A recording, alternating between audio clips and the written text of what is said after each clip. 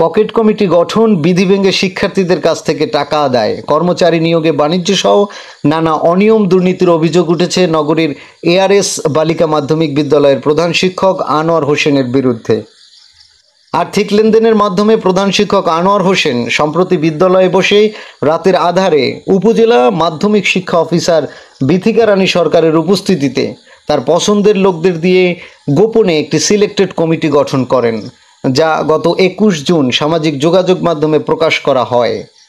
এরই সাথে সাথে বিষয়টি নজরে আসে সবার। প্রধান শিক্ষক নিজেরা পয়সা কাজ করছে, এটা আমি মানি না, এটা উর্ধ করা উচিত।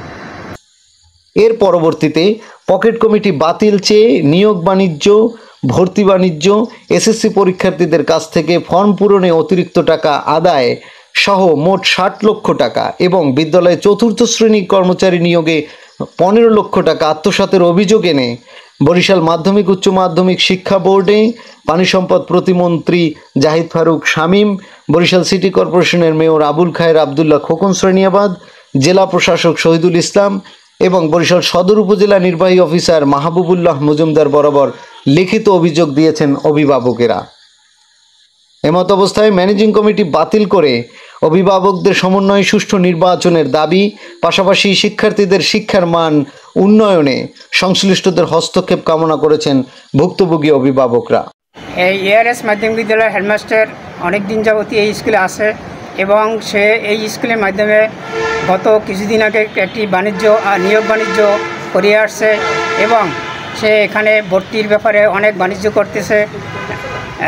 ভর্তিতে 2000, 2500, 3000 টাকা পর্যন্ত এই স্কুল থেকে নিচ্ছে পার ছাত্রী মাথাপিছু এবং সে বাইরে অনেক জমি কিনছে অনেক জায়গায় এবং সে নাকি আরও 4 তলা একটি বাড়িও করেছে, আমরা যেটা শুনেছি। অভিযোগের বিষয়টি সঠিক নয় দাবি করেন প্রধান শিক্ষক আনোয়ার হোসেন, বলেন নিয়ম মেনেই কমিটি গঠন করা হয়েছে। তবে স্থানীয় প্রতিনিধি বরিশাল সিটি কর্পোরেশনের 12 নম্বর ওয়ার্ড কাউন্সিলর আনোয়ার হোসেন রয়েল বলেন, এআরএস মাধ্যমিক বিদ্যালয় একটা পুরান প্রতিষ্ঠান, এই স্কুলের অনেক ছাত্রী রয়েছে। আমার জানা মতে স্কুলে অনেক অনিয়ম হচ্ছে।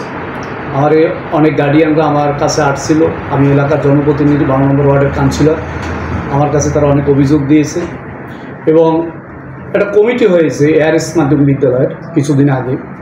আমি ওয়ার্ডের কাউন্সিলর, আমি এই ব্যাপারে কোনো কিছুই জানি না কীভাবে এরা কমিটিটা করলো।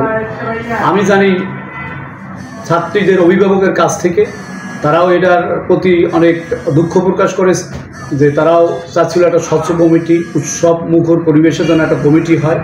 বিগত যে কমিটি হয়েছিল সমস্ত ছাত্রী অভিভাবকরা ভোটের মাধ্যমে একটা নির্বাচিত কমিটি হয়েছিল। আমরা আশাবাদী যে কমিটি হয়েছে এটা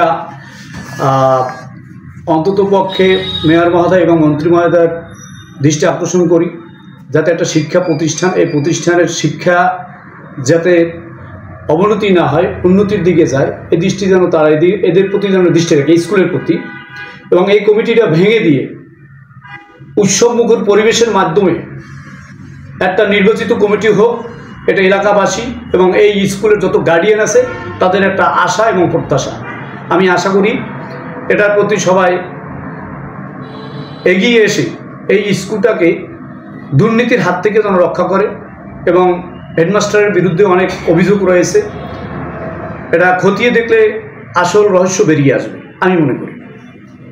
এ ব্যাপারে বরিশাল মাধ্যমিক উচ্চ মাধ্যমিক শিক্ষা বোর্ড চেয়ারম্যান ইউনুস আলী সিদ্দিকী বলেন, এআরএস মাধ্যমিক বিদ্যালয়ের নবাগত ম্যানেজিং কমিটি বাতিল চেয়ে কিছু অভিভাবক লিখিত আবেদন করেছেন। এরই প্রেক্ষিতে তদন্তের জন্য বরিশাল সদর উপজেলা নির্বাহী অফিসার মাহবুবুল্লাহ মজুমদারকে নির্দেশনা দেওয়া হয়েছে।